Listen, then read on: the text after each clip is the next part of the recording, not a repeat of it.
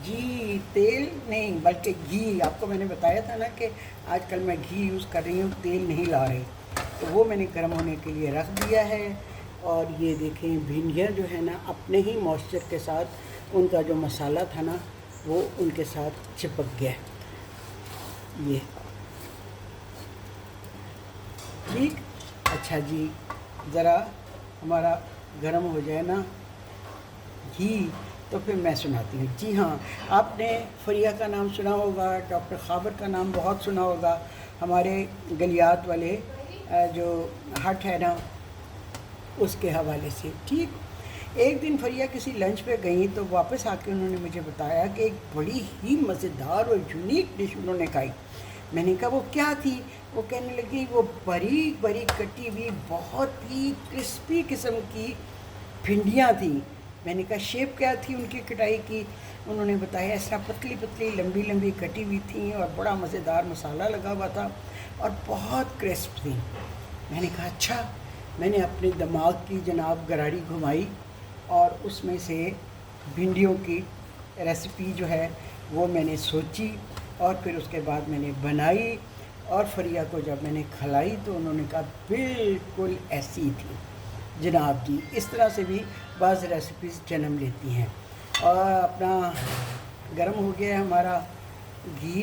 अब इसमें मैं इस तरह करके बहुत ज़्यादा नहीं डालूँगी, थोड़ी सी डालूँगी। ठीक।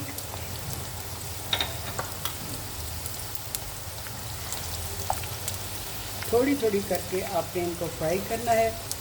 अच्छा, मैंने थोड़ी देर इनको छोड़ा, इनका मॉइस्चर निकला जिसकी वजह से मसाला साथ चिपक गया। अगर आपको बहुत जल्दी है और आप देख रहे हैं कि भिंडियाँ बिल्कुल ड्राई हैं और मसाला उनके साथ बिल्कुल नहीं लग रहा, तो आप हल्का सा पानी का छींटा दे दें। ठीक है। उससे ज़रा सा मॉइस्चर जो आ जाएगा ना, उसकी वजह से जो मसाले हमने डाले हैं वो उसके साथ चिपक जाएंगे। ठीक। अच्छा जी, तो ये थी भिंडियों की कहानी जो मैंने सुनी।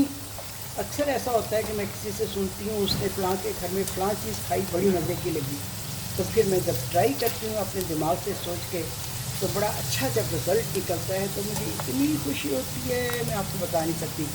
तो भिंडियों की ये जो डिस्कवरी है ना वो इस तरह से हुई मुझे।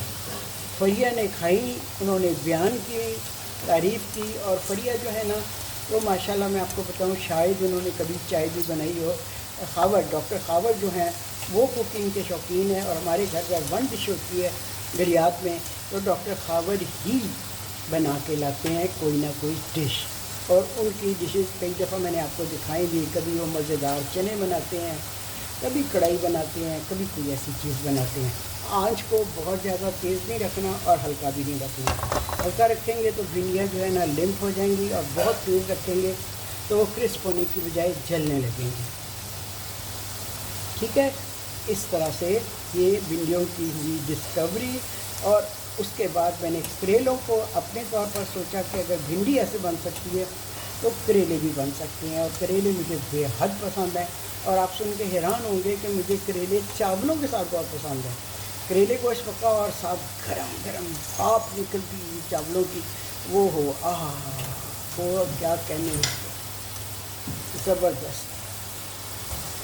और वही ने मुझे भिंडियों के बारे में पूछा है तो वो वही की खातिर मैं बना रही हूँ इस मौसम में।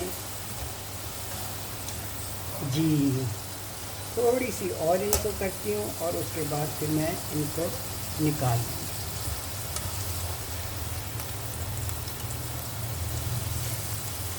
हमारी क्रिस्पी क्रिस्पी मज़ेदार ये थी भिंडियाँ।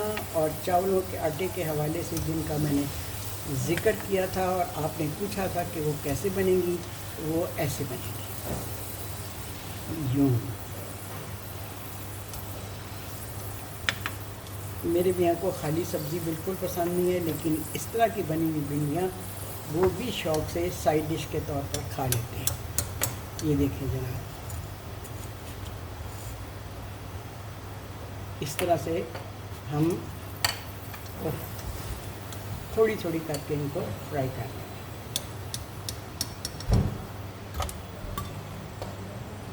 सेकंड बैच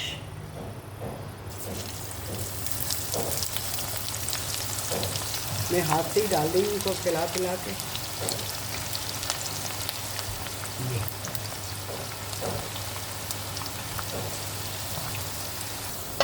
ये देखिए, ये भी लिया। आपको आवाज़ आ रही होगी, कुरकुरी भिंडियों की।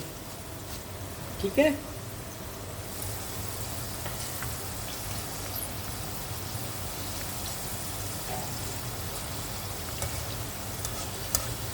अगर आपने मज़ीद कड़क करनी है तो 1 चम्मच चावलों का आटा और मिला दें।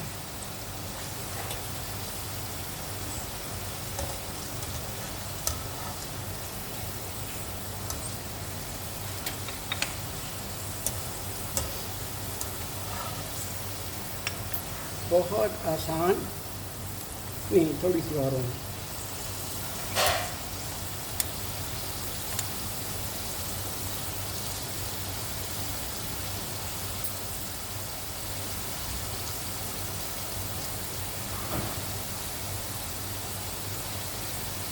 भिंडियों की कहानी मैंने आपको सुनाई। इसी तरह कई रेसिपीज़ मैंने किसी से सुन के अपने माइंड की हंडिया में उनको पकाया और उनको इमेजिनरी तौर पे टेस्ट किया, तो वाकई वो पॉजिटिव रिज़ल्ट उसके मुझे मिले। जी, अब हम इनको निकाल लेते हैं।